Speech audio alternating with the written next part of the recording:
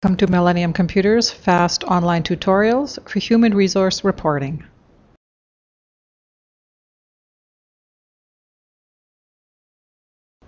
In this tutorial, I am going to show you some of the reports in the Employees, Positions, and Jobs menus and what you can do with those reports.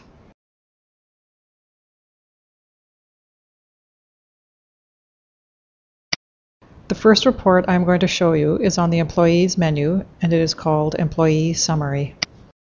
I'm going to hide the fast header at the top of the page so that I have more room to work with. Select at least one filter and then execute the report.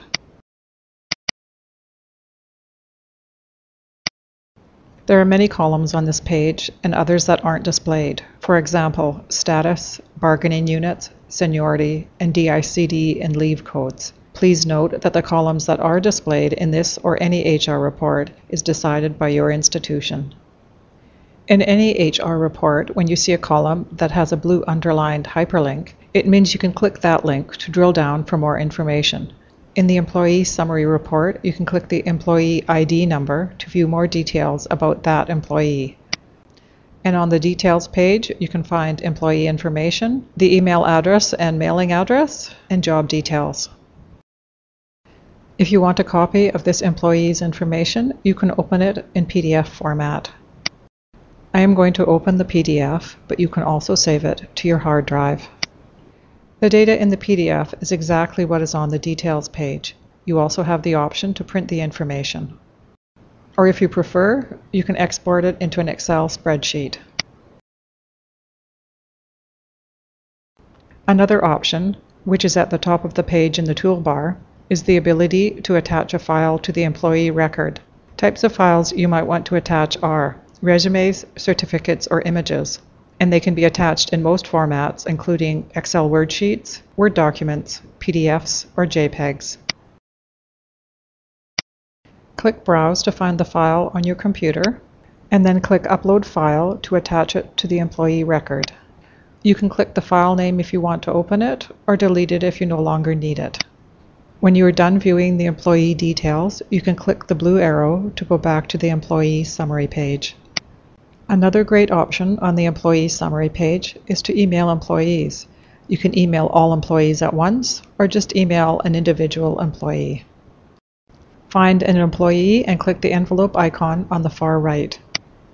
The Global Email Control opens with the radio button selected beside your email address. If you want to use a different email address, click in the blank field and then type it. When you click into that field, the radio button will automatically be selected. The To field cannot be modified. Please note that if you selected the option to send email to all employees, their addresses are inserted in the To field. Messages are sent to all employees in the results set in the data grid, not just the ones that are visible to you in the list. You can add a subject, attach files, type your message, and then send it to the employees. If the message was sent to multiple employees, the summary lets you know if there were any problems during transmission. The next report I am going to demonstrate is called All Current Positions. When you use a filter to run a report and then go to a different page, that same filter sticks, meaning it is carried over and applied to the same filter options on the new page. In this case, it is class equals CS, and I will use it for this report too. As you can see, there are a lot of columns in this report, so much so that I must scroll to the right to see them all. But before I do that, I want to point something out to you. Note that there are 385 positions listed, and also that some of them have a 0 in the Employee ID column. That means the position is vacant. So, if you want to find all vacant positions, all you have to do is put 0 in the Employee ID filter and run the report again. And now the report shows there are 162 vacant positions in the CS class. Instead of removing the 0 for the filter to show vacant positions, I will just click the Not Equals option so vacant positions are not listed. And to continue with the All Current Positions page, you can click the hyperlink in the Job Position column to drill down to the Position Description page. And these are the details for position 211011. You can click the link in the EMP ID column to take you to the Employee Details page, but since I showed you that in the previous section, I won't repeat it.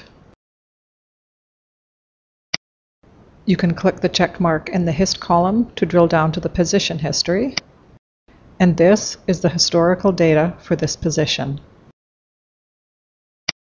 And you can click the check mark in the Inc. HIST column to drill down to the Position Incumbent History page. And that shows you the Current Positions page.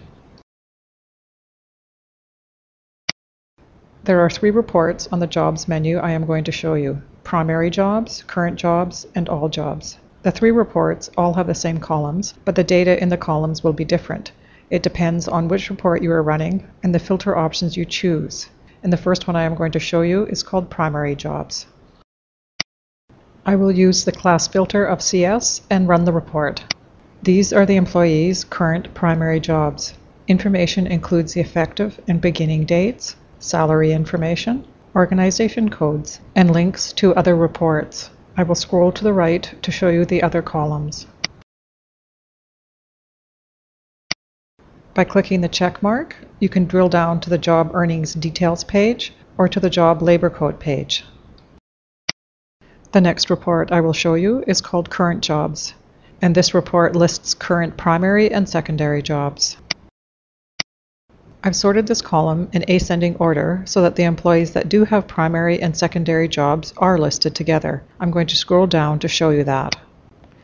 Many of the employees have primary and secondary jobs, and these are a few of them. And the last report I will show you is called All Jobs, and it is exactly what it sounds like. It lists all jobs an employee has held, including primary, secondary, and historical job data. For the filters, this time I am going to list active employees with a job class that equals CH. As you can see, Patty Weimar has held 2 jobs, and since this report has historical data, you can see she worked at this institution in 97 and 98. Martin DeGoyer, on the other hand, has held several jobs and is still currently employed by the institution. I have scrolled over to the right, and as you can see, the data in this report is similar to the Primary Jobs and Current Jobs reports. This concludes this tutorial about the reporting pages on the Employees, Positions, and Jobs menu. As a reminder, there are several report options and other things you can do on these reporting pages. For more detailed information about how to use these options, please view the tutorial called Using the Reporting Page.